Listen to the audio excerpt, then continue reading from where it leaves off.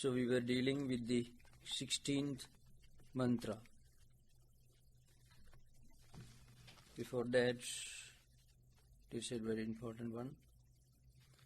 Om Purnamada Purnamidam Purnat Purnamudachyate Purnasya Purnamadaya Purnameva Vasishyati.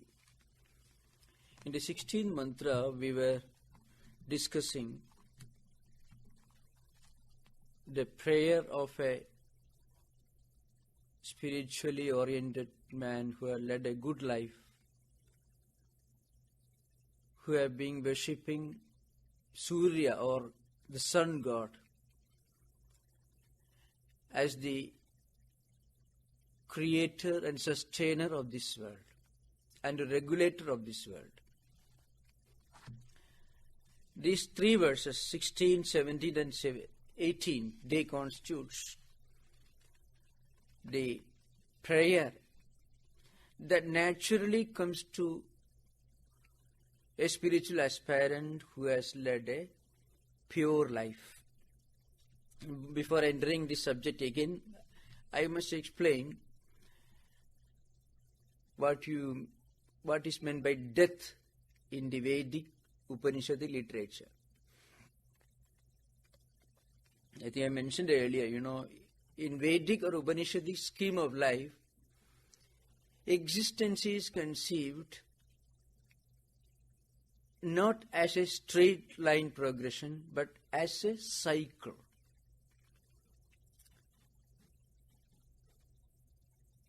Now, we don't know where a cycle, or a wheel rather, you don't know where it begins, and we don't know where it ends.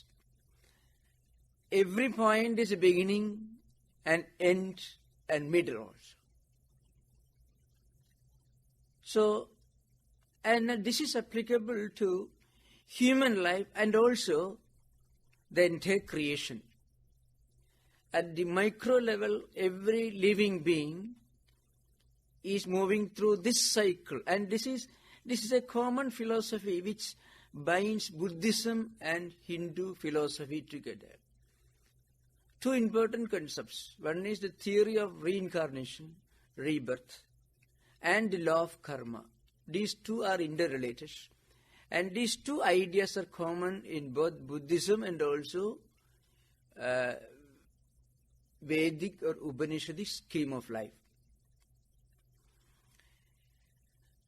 Our present life is the result of our past actions, and our present actions determine the life which is to come in future.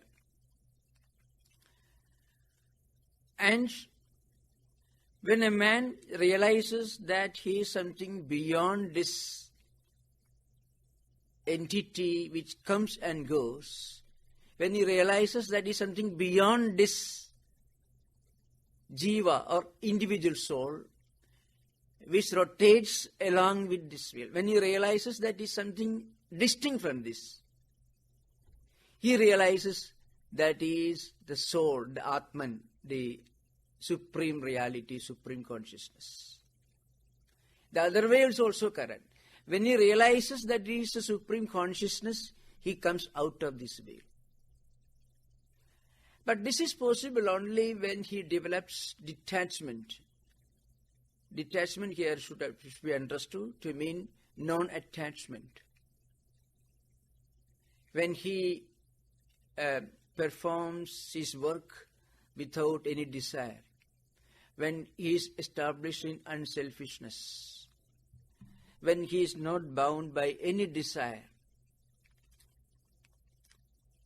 when he doesn't define in his life in terms of material achievement, at that point he comes out of this way. So long as he considers himself to be an entity which is born in this world to do certain things, to enjoy certain things, so long as this feeling exists, he is rotating like this way. Now, there are three types of liberation, or rather three states of Atman, purely from eschatological point of view, what happens after death. These are mentioned in the Upanishad literature. One is called, in Sanskrit, it is called Dhumadi Marga. I shall explain this. Sometimes it's called Krishna Gati. Now,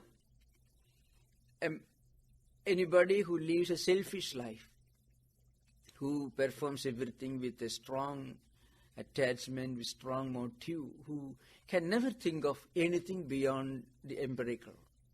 He does something with a definite motive, which he wants to enjoy.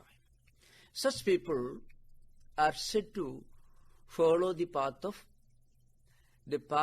clouds. In English can be called the path of clouds.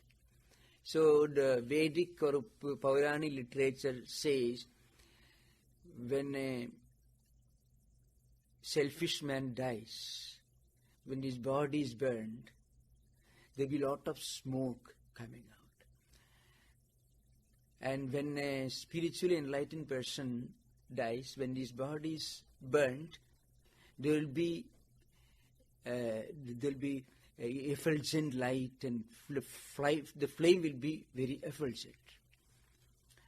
This has been often noticed in all cremation rituals of some spiritually elevated personalities.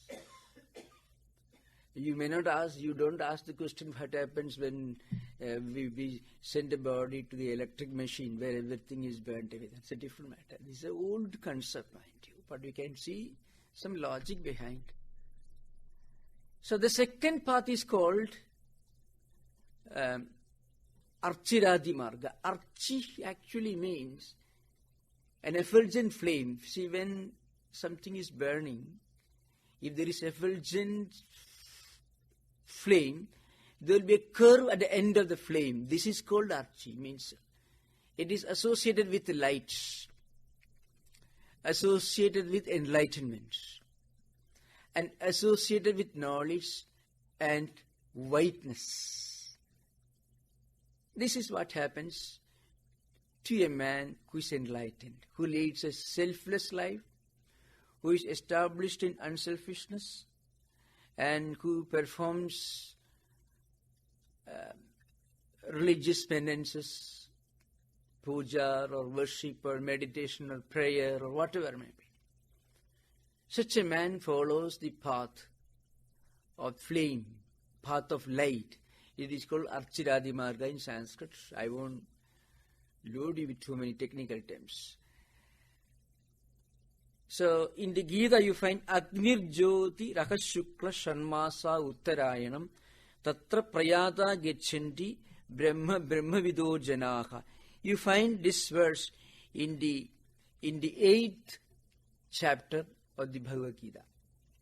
It describes the path taken by a relatively enlightened man, not a liberated man, but by a man who has led a virtuous life based on righteousness, good deeds, and unselfishness. This is called, sometimes it is called Uttarayana Marga. Uttara means north, the path leading to the north.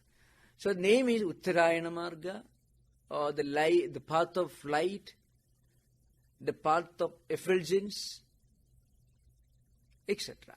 They reach a higher level. They pass through different levels of existence. And then gradually they are liberated, not immediately. But those who have led a selfish life, those who never thought of anything beyond the empirical, the phenomenal, the worldly things, they follow the path of clouds. Sometimes it is called, Dhumadi Marga in sense. That also comes in the 8th chapter of the Bhagavad Gita. Dhumo Ratris Tatha Krishna Shanmasa Dakshinayanam Tatra Chandramasam Jyoti Yogi Prapya Nivartate. These are the two parts followed by ordinary people.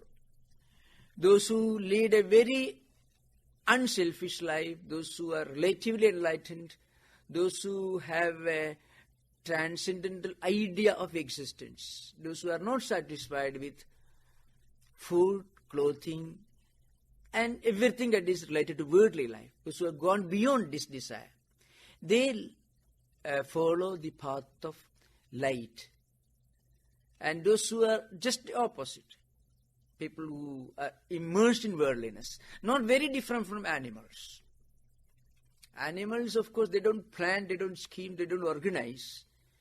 But otherwise, a very efficient man who is engrossed in worldliness and selfishness is not very different from animals, because but animals need enjoyment at the physical level, at the instinct level.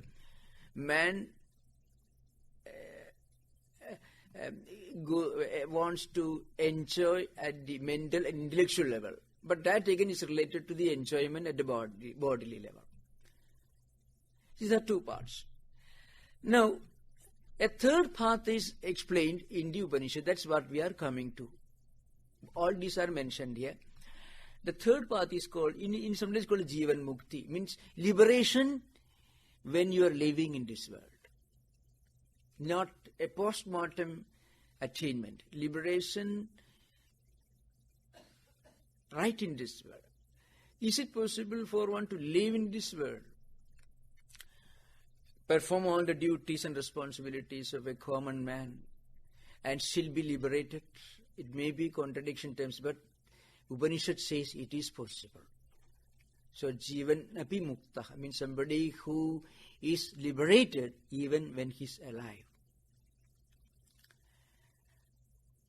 When they live in this world, for all practical purposes, or in the eyes of an outsider, they may be leading a physical life.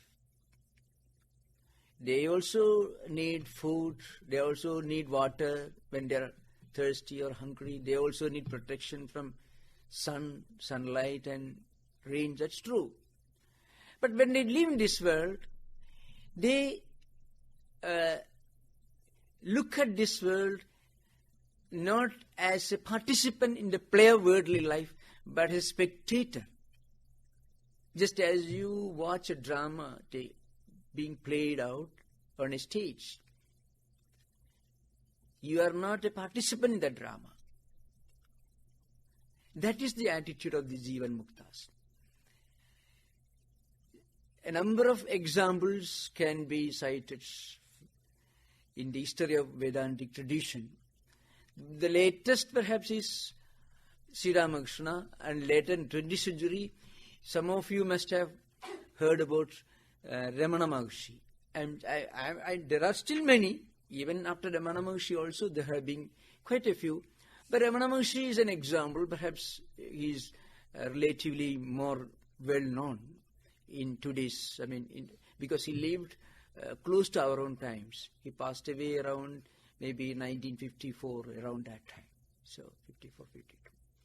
Now if you look at this picture, you find his eyes are blazing, his eyes are looking at something distant. He's not staring at anybody. Some people, like psychiatrists would say, if you go to a mental asylum, you find people staring at you. Their eyes are not focused on any specific object. It is possible in mania and all that. But psychiatrists give one important distinction between an enlightened man who may appear to be somewhat abnormal and a really abnormal man. And in the face of an abnormal man, there will be a dark shadow. Because his attention, his mind is not focused on something which is effulgent. There is confusion, conflicts, chaos, dilemmas flashing through his mind. So there will be restlessness, and those restlessness associated with chaotic, darkened expression. But you look at the Ramana Maharshi's picture. He was living in this world, he was behaving like he sometimes used to cook also. And he was very humorous also. Very, very, very humorous. But when he was staring at something, still he was His mind was focused on, concentrated upon something transcendental. That's why there is so much effulgence on his face. This is Jivan Mukta. Sometimes one of the very eminent monks in the Ramakrishna mission, he was a disciple of Swami Brahmananda. That eminent monk, he was the founder of our centers in France, in Paris, and also Germany. His name was Swami Siddheswarananda, a very enlightened, highly learned monk of the earlier generations. He was the disciple of Swami Brahmananda. He was one of the pioneers in revealing the greatness of Ramana Maharshi. In fact, he went there to interview him and published an article in a well-known newspaper in India. It's called Hindu newspaper. So you find such people. They live in this world. They, for all, in the eyes of common people, you find there is nothing special about them. But those who go to them, those who read their writings, or those who listen to their talks, you find there is something transcendental. Such people are liberated even when they are alive. Even in their informal conversations, there it comes out. I can give an example. Once it so happened, Ramana Maharshi was living, and two cooks started quarreling among them in the kitchen. Ramana Maharshi was living, the room where he was staying was very close to the kitchen. So these cooks, workers, when they start quarreling, they will take some pitchforks or some other utensils with big spoons which are used in kitchen, and they will start fighting. And one fellow was asking the other fellow, "Do you know who I am?" And the other fellow countered, "Do you know who I am?" The Ramana Maharshi slowly approached them. That is the very question we are trying to answer. Who am I? This question. And that's how Ramana Maharshi's method of self-analysis is, who am I? You find that's the book. Now, so even in mundane matters, in empirical, purely worldly things, they can bring down that the light of spiritual realization. And those fellows started laughing, and they stopped. They buried the hatchet. So this is, just imagine. So these three paths are described in the Upanishadic literature. Towards the end of this Upanishad, that is 18th verse, the spiritual aspirant prays to the sun god for taking him through the higher path so that he can have the vision of the transcendental reality. He prays to be taken beyond the relative, beyond the empirical. This is how the Upanishad ends. And before that, I have already mentioned last time, the devotee slowly evolved from the lower levels of spiritual practices, from pantheistic, polytheistic, henotheistic, monotheistic, and ultimately he prays for the highest monistic realization. I already mentioned last time, that's how a man's concept of God evolves. First, he thinks that entire creation, the world itself is God. Because if you look at the world, it is puzzling.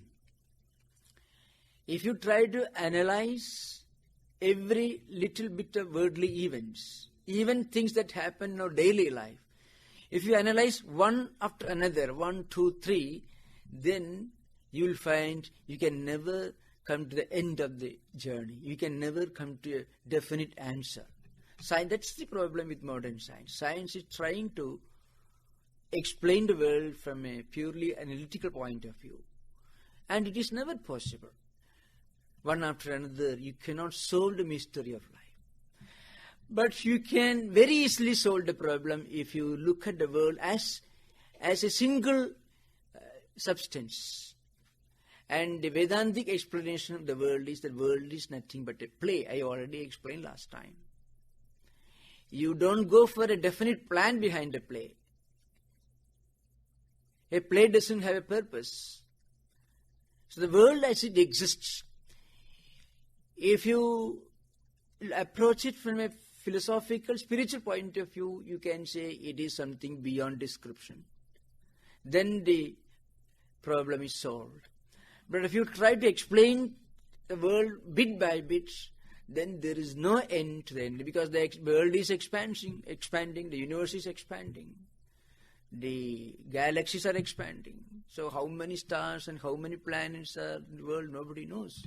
How can you count the total number of bacteria? You cannot. So from a micro point of view, there is no end to the investigation. From a macro point of view, it is not worth investigating things one after another, 1, 2, 3 in this manner. The whole thing is nothing but a play. So this devotee, first he leaves behind a pantheistic level, and then he looks for an ultimate reality behind the phenomena, the cosmic phenomena. And then he thought, well, these various phenomena are guided and regulated by so many individual divine principles. This is polytheism.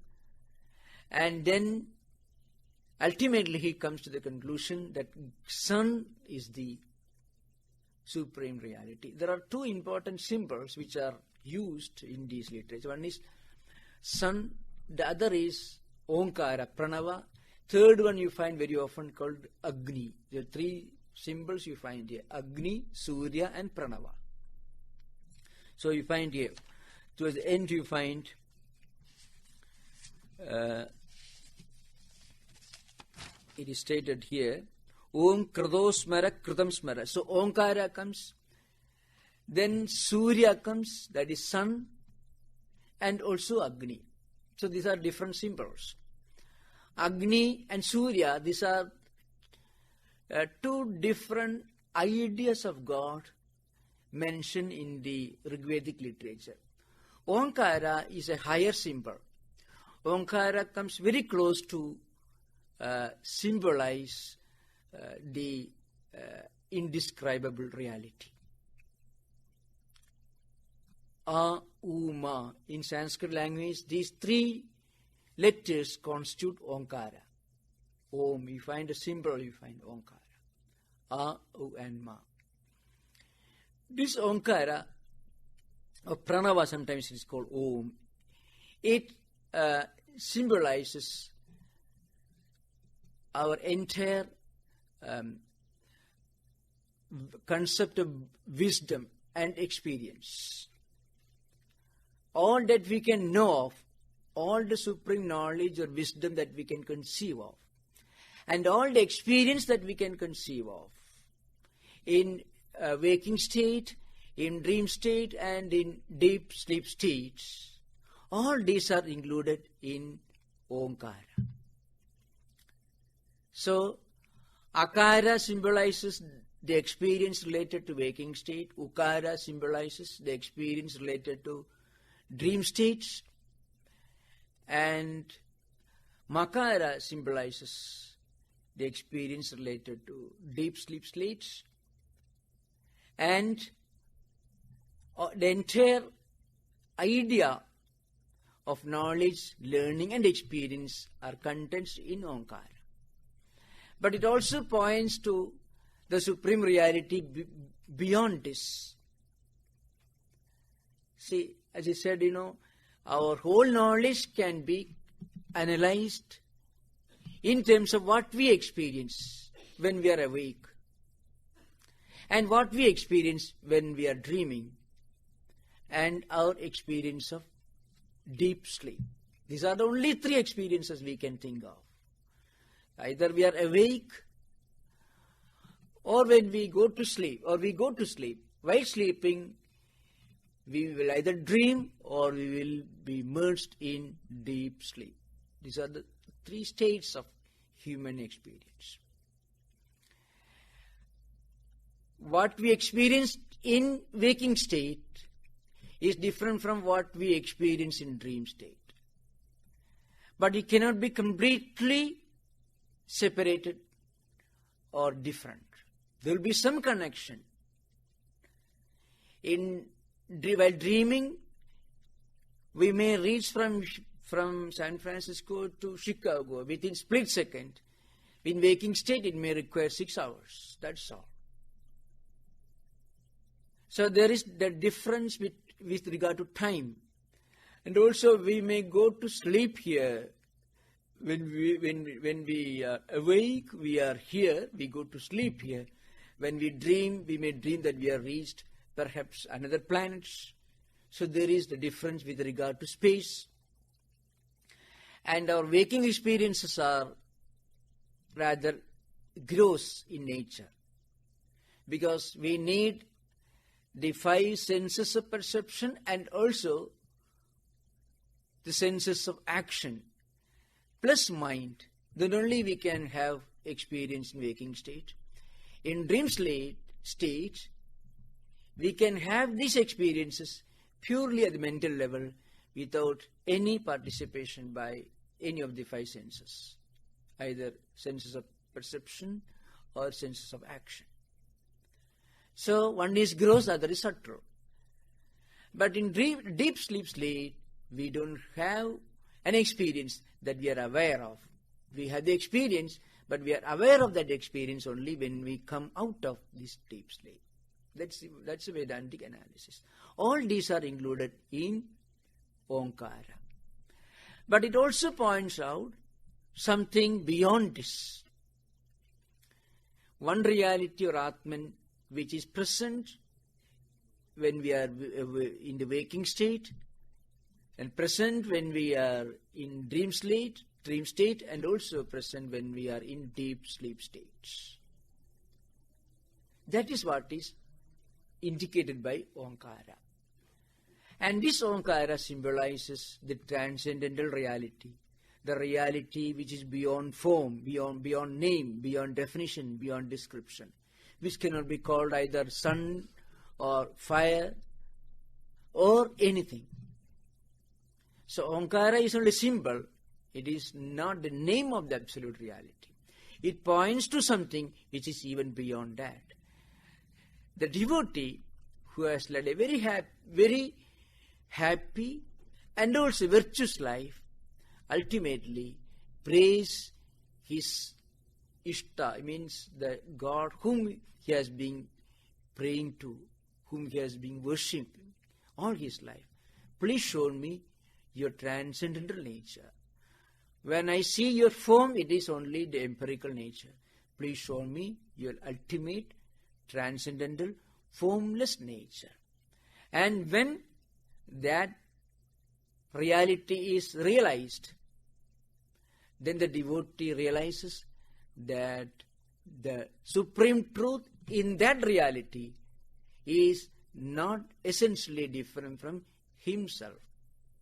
It is called Purusha. That's the end of the mantra. You find Purusha Sohamasmi. This term also comes here in this part of the Upanishad, the concluding portion, 16, 17 and 18 portion. The word Purusha Sohamasmi. The devotee says, the supreme truth, which is the essence of, which is the indweller in the Surya, in the sun god, is non-distinct and non-different from the supreme truth, which is the indweller in me also. That is the ultimate experience of oneness, of spiritual unity. That is how the Upanishad concludes. The term is called Purusha. That I shall explain. Then I will come to 16, 17, 18 mantras. The word Purusha is used here. That it's a very important concept in Upanishadic Vedantic philosophy. Purusha, the word Purusha is defined and is analyzed from 2 different angles in the works of commentators, in the Shankaras, in the Bhashyas, the commentaries of Shankara, Ramanuja and others. One definition is that Purusha means the indweller, the immanent reality, which is present in everything in this world. in every being it is called. So Purisete iti Purushaha, that is the definition. Puri means city. Let us say, well, just imagine, I'll explain this point. You are sitting in a room. When you say that you are sitting in a room, it is obvious that you are different and distinct from the room. This body is like a room, like a city. And the soul is resident sitting within this body. Which means that soul, the Atman or Supreme Consciousness, is distinct and different from this body. Just as when you are sitting in a room, it is obvious that you cannot be the same as the room. You should be distinct and different. So, room you may change, but your essence you don't change. So, this body is something perishable. This Atman, the Supreme Consciousness, is Sete, means it is lying, it is sleeping. It is residing within this body-mind complex. So this Atman, the Supreme Consciousness, it is the resident, it is the indweller in everything in this world. It is immanent in everything in this world. That is one description of the word Purusha. The other description of the word Purusha, explanation of the word Purusha, is Purnatvat Purushaha. Purnatva means perfection or completeness. Perfection or completeness.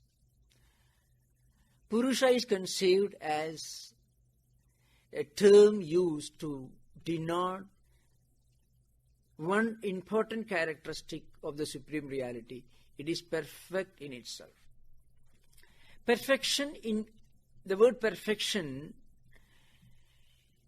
it is not exactly a very accurate translation of the word Purusha, but for want of, in the philosophy of language, or in language of philosophy, both you find here. This is a problem with for any philosopher. Even if you translate the works of empiricists or even utilitarians, like Hume, if you were translate the works of Hume into another language, Bentham or J.S. Mill into another, these are all empiricists, mind you. Nothing transcendental about their philosophy. Even that is difficult. So how much more difficult it would be to translate transcendental ideas from one language, that to a language like Sanskrit, into English language. There is also a problem of the language of philosophy. That is there. But still I can explain. Purnatva Purusha means the idea of the concept of completeness, of perfection. Which means that Purusha, it remains the same without any change in the past, in the present and future. Means it is timeless. You can think of time only if there is change between what it was in the past and what it is now and what it will be in future. The idea of time is irrelevant while explaining something which is beyond time. It is not within time, but which is beyond time. So Purusha is the timeless, the ultimate reality, which remains unchanging in the past, in the present and future. And it remains unchanging in the waking state, in the dream state, and also in the deep sleep state. So, Purusha is conceived to be the ultimate reality. And any great spiritual person who has realized the truth that he is Purusha will be established in a natural serenity and tranquility. I can give an example. Many of you may be familiar. There is a famous book Bhagavata Purana, one of the most important of the 18 Mahapuranas. The Sri Krishna is described as well known, Krishnastu Bhagavan Swayam, means Krishna is the Lord himself. Because he is Purna. Purna means Purusha.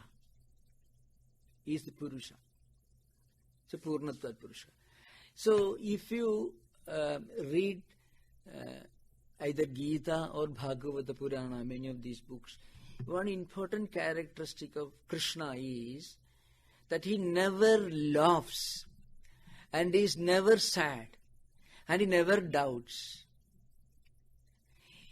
When the entire Pandavas, the Pandava army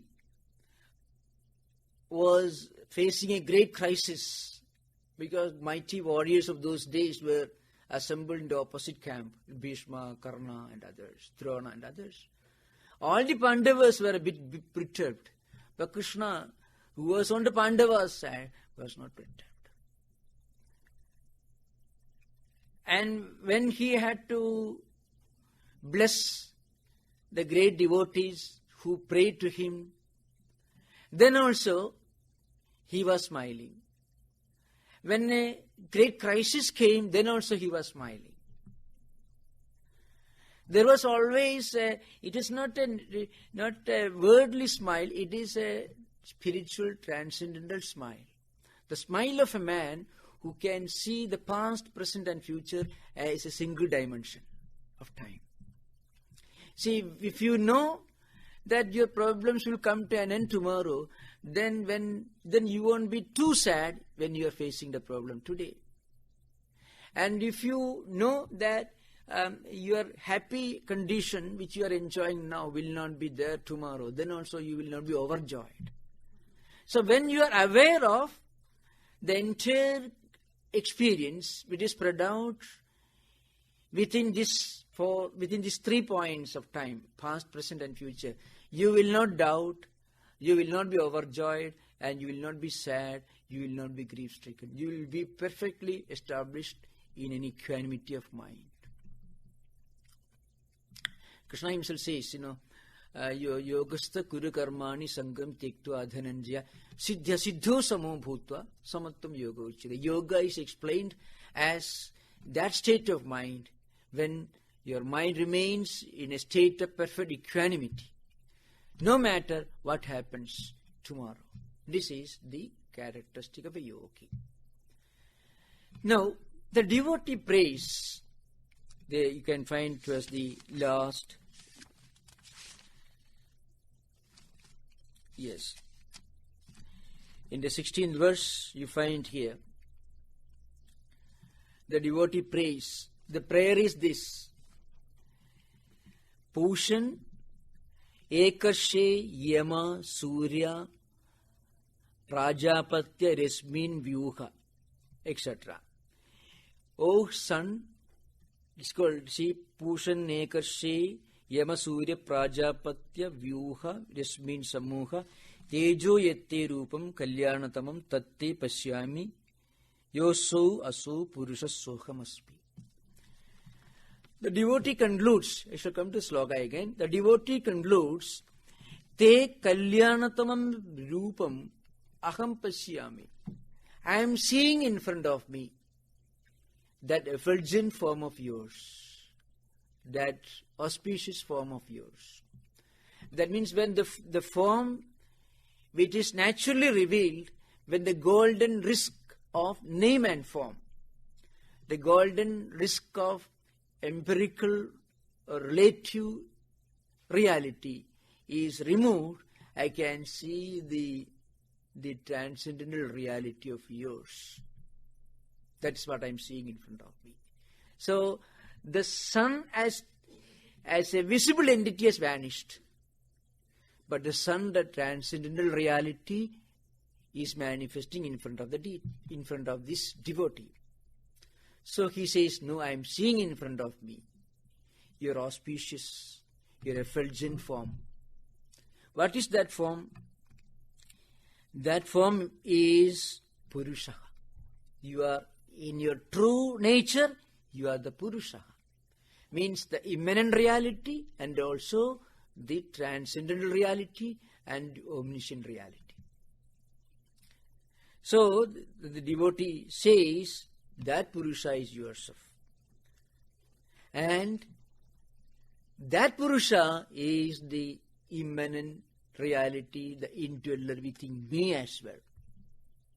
That is Jiva Brahma Aikyam, as it is called in Advaita philosophy, the experience of unity. The aspirant realizes that, the worshipper realizes that he is non-different from the reality whom he was worshipping till now, whom he is praying to till now. And that is the ultimate experience. When that experience comes, the cycle comes to an end. The shackles break up. Then the individual soul realizes that he is beyond this empirical relative entity which comes and goes, which is born, which lives, which dies and reborn. No, it is something beyond that. This is the experience explained here. So Pushan Ekarshe, I shall explain the verb, the prose form. Hey Pushan. Pushan actually means the one who nourishes. Pushnati iti Pusha is an addressing term to Surya. Because Surya is the one which nourishes, which sustains in their world. Without sunlight there can be no existence. Everything will vanish, fade away. It is sun that is responsible for the existence of this world. So it's called Pushan. Again, Ekarshe means the one who travels alone. Because the devotee looks upon the sun god as the supreme God with form. Here one may ask this question, this may naturally come from a practical point of view. These terms are used in the ancient Vedic literature, the Surya, Agni, etc. Means sun god, fire god, etc. We must always remember in the Upanishadic or Vedantic literature, in the Vedic literature, different names are given. God, the reality is called many names. We must always remember these names they are not the proper names of the ultimate reality. These terms are used in different Vedic hymns. The Rigveda is the mother of the entire Vedic literature. Rigveda must have taken 2-3 millennia to evolve. So over so many centuries, different Vedic sages and seers who meditated upon the supreme reality in different places, in different ways, without necessarily following a specific pattern, realized the supreme reality as Surya, Agni, etc. But beyond that, they also realized all these are different names which are used to call the reality which has no name at all. That reality has no name because that reality is based on our spiritual inner experience. And experience cannot be described. It has no name at all. So that should be understood very clearly. In a way, this 16th verse marks the evolution of the devotee from a monotheistic to a monistic concept of supreme reality. Monotheism implies the belief in a supreme God who is a creator and sustainer and regulator of the entire world. Monism implies the ultimate principle of which this monotheistic God is but a dimension, or it is a symbol. Because a man travels from the idea of duality and then he ends his journey when he reaches the idea of the reality without a name and form. And then he realizes that the God whom he was praying to is after all the indweller in himself. This experience of unity of existence, Swami Vivekananda explains this experience in a very striking sentence. You find